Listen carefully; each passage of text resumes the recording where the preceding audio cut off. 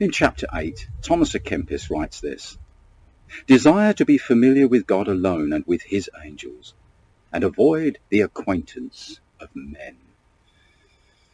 The emphasis is not the avoidance of human company, of course. Thomas à Kempis was not a misanthropist. But special familiarity should be reserved for God alone.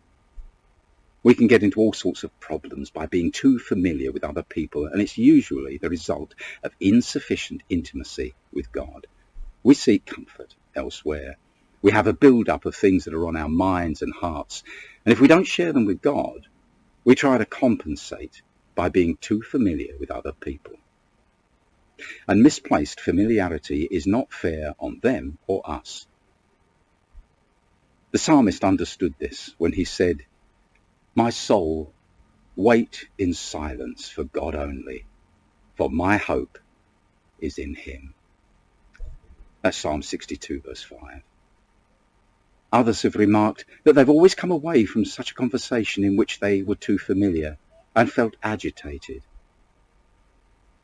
We hardly understand ourselves, let alone communicate our understanding to others. The risk is always that we shall be misunderstood.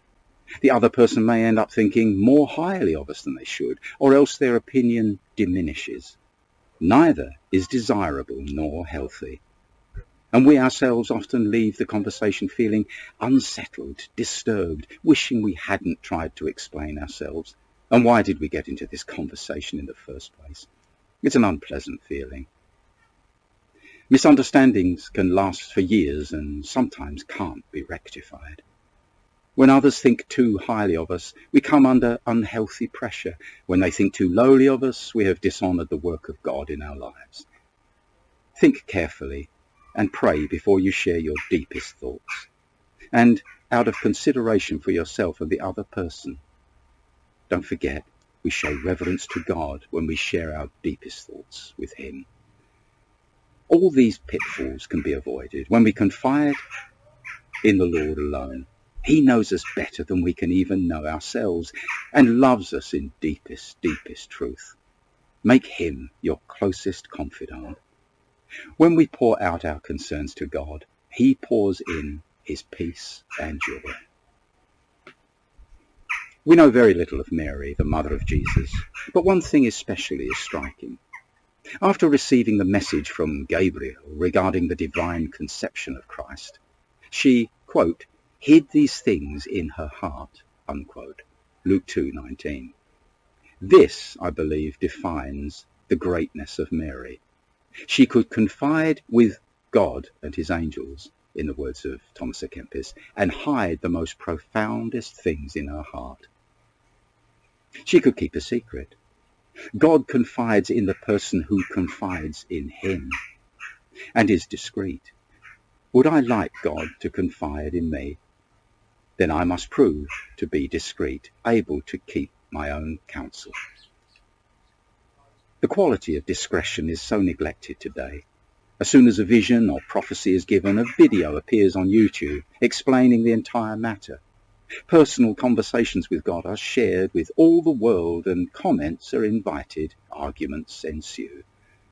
Some things are, of course, to be made public, but many things aren't, and we must learn and practice discretion if we want a deeper fellowship with God. We must have some things that we share only in our relationship with him, precious seeds that we plant in his love, the things that we love, that make us anxious, that make us laugh, everything. One of the best and delightfully simple ways is what Paul described as pray without ceasing, 1 Thessalonians 5:17. I must develop an inner dialogue with God. Judaism teaches that we are to give thanks for 100 things every day. This sounds naive, but it is to get us into the habit of speaking with God, sharing our pleasures with him. Thank you for that rainbow, for the dew sparkling in the grass, for that person's smile.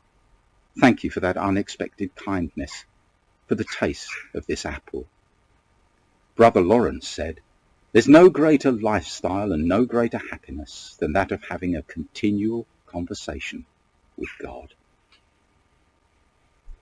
It's about learning a new habit, We are to share our thoughts with God whilst in the company of people and just about to go to work as well as on our own. Share our thoughts with God.